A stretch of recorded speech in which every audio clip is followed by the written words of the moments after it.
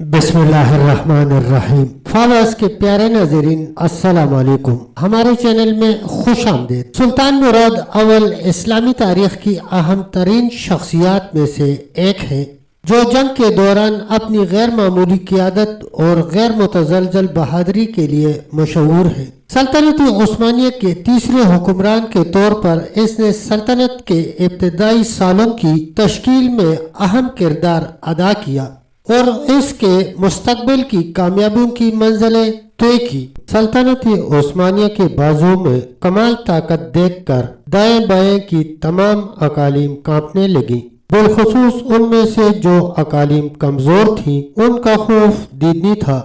یہی وجہ تھی کہ راجوزہ کی جمہوری سلطنت نے پہل کرتے ہوئے سلطان مراد کی خدمت میں سفارت روانہ کی اور دوستی کے معاہدے کی درخواست کی۔ اس معاہدے کی روح سے دونوں ملکوں کے درمیان تجارتی معلومات کا قیام بھی عمل میں آیا اور قرار یہ پایا کہ جمہوریہ راجوزہ اس معاہدے کے بدلے میں 500 سنہری ڈوب، جو کہ اس ملک کی کرنسی تھی، جزیہ ادا کرے گی۔ یہ پہلا معاہدہ ہے جو دولت عثمانیہ اور ایک دولت مسیحی کے درمیان طے پایا۔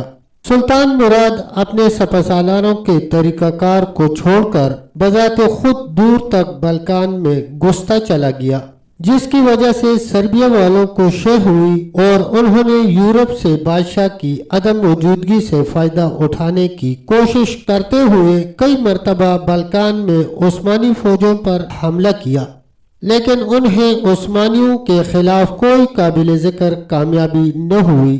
لہذا سربیا والوں اور بوسنیا والوں نے بلغاریہ کے باشیوں سے معاہدہ کیا اور ایک یورپی صلیبی لشکر ترتیب دیا۔ یہ ایک بہت بڑا لشکر تھا۔ ادھر سلطان مراد پوری تیاری کے ساتھ اپنی فوجوں کے ساتھ بلکان میں کوسوو کے علاقے میں پہنچ چکا تھا۔ کہا جاتا ہے کہ سلطان مراد کے وزیر، جن کے پاس جنگ کے دوران قرآن کریم کا ایک نسخہ ہوتا تھا، اس نے اتفاقاً بغیر کسی ارادہ کے قرآن کریم کھولا تو ان کی نظر فوراً اس آیت کریمہ پر پڑی: اے ایمان والو، اہل ایمان کو جنگ کی ترغیب دو۔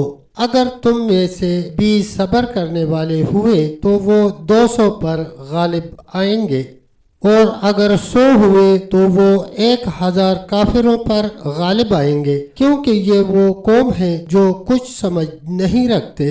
وزیر محترم نے اسے نیک شگون گمان کیا اور اسے مسلمانوں کی فتح پر محمول کیا۔ اس واقعے سے تمام فوج کو بھی فتح کا یقین ہو گیا۔ دونوں فوجیں آمنے سامنے کھڑی ہوئیں۔ دوسرے ہی لمحے جنگ شروع ہوئی۔ زور کا رن پڑا، مارکا کارزار گرم ہوا اور بالآخر یہ جنگ مسلمانوں کی واضح فتح اور یقینی کامیابی کے ساتھ ختم ہو گئی۔ کوسوو میں اس کامیابی کے بعد سلطان مراد میدان جنگ کا معائنہ کرنے لگا۔ وہ مسلم شہداء کی صفوں کے درمیان پھرنے لگا اور ان کے لیے دعائے مغفرت کرنے لگا۔ اسی طرح زخمیوں کو تلاش کیا اور ان کی مرہم پٹی کے احکامات صادر فرمائے۔ اسی اثنا میں ایک سپاہی اٹھا جو مردوں میں پڑا اپنے آپ کو مردہ ظاہر کر رہا تھا۔ اس کا تعلق سربیا سے تھا۔ وہ سلطان کی طرف دوڑ پڑا۔ محافظوں نے اسے گرفتار کر لیا، لیکن اس نے یہ بہانہ بنایا کہ وہ سلطان سے بات کرنا چاہتا ہے اور ان کے ہاتھ پر اپنے مسلمان ہونے کا اعلان کرنے کا آرزومند ہے۔ سلطان نے اپنے محافظوں کو اشارہ کیا کہ وہ اسے چھوڑ دیں۔ اس نے سلطان کے ہاتھ چومنے کی ایکٹنگ کی اور پھر فوراً اپنا زہر آلود خنجر نکال کر سلطان پر حملہ آور ہوا۔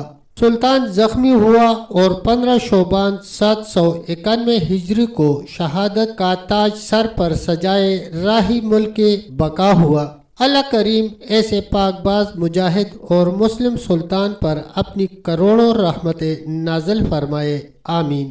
سلطان مراد کی زبان سے صادر ہونے والے آخری کلمات یہ تھے: میرے پاس صرف اتنی مہلت باقی ہے کہ میں اللہ تعالیٰ کا شکر ادا کروں، بے شک وہی غیب کی باتوں کو جاننے والا ہے اور اس فقیر کی دعا کو قبول کرنے والا ہے۔ میں گواہی دیتا ہوں کہ اللہ تعالیٰ کے سوا کوئی حقیقی معبود نہیں، شکر اور حمد و ثنا کا مستحق صرف اور صرف وہی ہے۔ میرا خیال ہے کہ میرا آخری وقت آن پہنچا ہے۔ میں اسلامی لشکر کی کامیابی اپنی آنکھوں سے دیکھ چکا ہوں۔ میرے بیٹے بایزید کی اطاعت کرنا، قیدیوں کو اذیت نہ دینا اور انہیں برہنہ نہ کرنا۔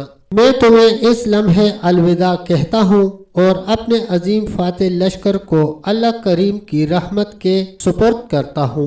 وہی ہماری سلطنت کو ہر طرح کی برائی سے محفوظ فرمائے گا۔ یہ عظیم فرمان روا شہید ہوا تو اس کی عمر 65 سال کو پہنچ چکی تھی۔ تب تک دوستو اتنا ہی، ملتے ہیں انشاءاللہ ایک نئی ویڈیو کے ساتھ، تب تک کے لیے اللہ حافظ، اللہ نگہبان۔